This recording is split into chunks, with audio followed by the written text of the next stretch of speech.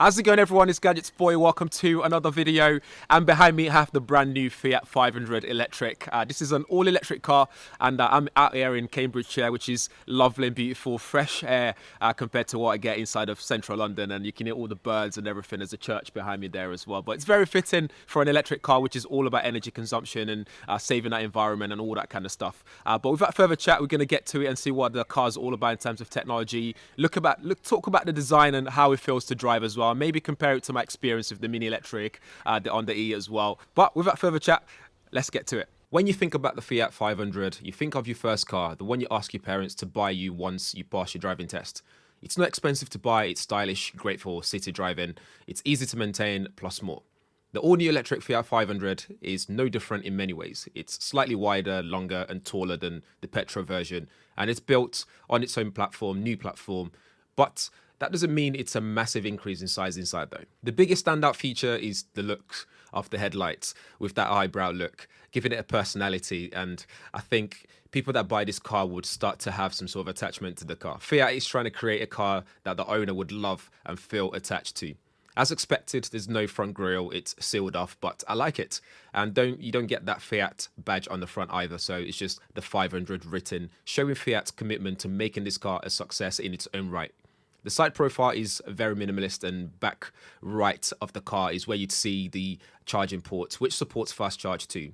The wheels are the biggest Fiat spot on the Fiat 500, and it adds a bit of a stance to it, and it gives it that aggressive looks when you look on the side profile. As with the petrol Fiat 500, the electric version wouldn't be a Fiat without allowing you to pick from different equipments level 2. So you can have the action level with 24 kilowatt hour battery and 115 miles range. You have Passion, Icon and La Prima, all with 42 kilowatt hour battery with 199 miles range WLTP. The action trim level comes just as it were, but the other can be purchased in convertible form too. To simplify things, you basically have two versions really. You have the city range, which is 23.7 kilowatt hour battery, which supports 50 kilowatts fast charge and 115 miles range WLTP. And you have the longer range, like the one we have here, which has a 42 kilowatt hour battery. It can do 199 miles WLTP and supports 85 kilowatts fast charge. The electric Fiat 500 was made in Turin, Italy, and you will find little stamps here and there to commemorate this basically. So when you open the door, for example, where the door pocket is, there's a little drawing of the first Fiat 500 and Turin, and it says made in Turin there as well. And if you look at where you charge your phone, where the wireless charging plate is, you see Turin skyline there as well. The Fiat 500e's boot is big enough for maybe two carry-on luggages, and it doesn't fit me in there, unfortunately. Not that you'd be transporting people in the boot, but who knows what people get up to these days. Inside the Fiat 500e, you have a mix of premium materials and some bits that feels cheap. The glossy dash will annoy the hell out of anyone that hates fingerprint stains and seeing them every day and having to wipe them all the time. The seats are comfortable and looks great, and plenty of headroom for the front passenger and driver, but not so much for the passengers at the back. You get two USB-A ports, so there's no modern USB-C ports here. You got cup holders and a big space to dump your house keys and anything else. This center area is also where you find the E-mode selector, so you can select different modes. You also have your media volume control as well, and on the dashboard you have the drive mode buttons for parking, driving, reversing and so on. There's a 10.25 inch touchscreen display with no manual control or buttons anywhere with Uconnect 5 infotainment system. It supports Android Auto and wireless Apple CarPlay. You can connect two phones simultaneously. It has TomTom SatNav, which works really well, so you don't have to use Google Maps with CarPlay if you don't want to, and wireless phone charging as well. There's also the option to add Alexa voice control to the system. The touchscreen works really well, although it can be slow at times, but it's not horrendous like the one I've seen in the Cupra or even Jeep. What's missing here though, like many other electric cars, is there's no entertainment like you get in Tesla, so there's no gaming while you're waiting for your car to charge, for example. But you do get a lot of safety features and level 2 autonomous driving that works really well. So the Fiat 500 electric is a fully electric city car. I say city car because when you look at this car, the sort of cars that come into mind are the Mini Electric, the Honda E, for example, the Renault Zoe, the likes of those cars. That's the sort of cars you think about when you think about this car.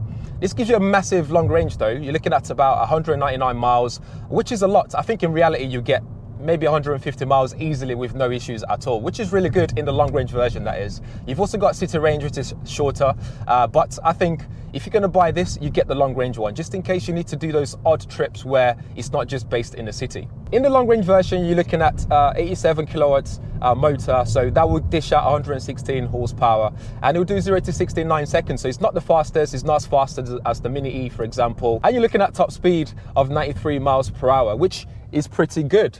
I mean, you don't really need something that's faster than that. If you get on the motorway, which I did today, you still feel safe at, you know, doing your 70 miles per hour. Even go to 80 if you're really pushing it in the long range version. In the city range, you get a modest 70 kilowatt motor, which gives you 94 horsepower, and you're looking at 0 to 62 in 9.5 seconds, top speed of 84 miles per hour. So it's still pretty decent, but I think, again, I still think you should opt for that long range version because you get a lot more out of your car. The city range has a 23.7 kilowatt hour battery, and the longer range has a bigger battery, more like almost double at 42 kilowatt hour. So you're looking at longer range. So the city will give you 116 miles WLTP, and the longer range you're looking at 199 miles WLTP. But I think in reality though, you're looking at 150 miles in terms of range. So which is still not bad. It's more than enough to drive around the city, charge it back up, and it supports fast charge as well. So you'll be able to charge this up very quickly if you find one near where you live. And the sat nav's great because when you punch in where you need to go, it also takes into account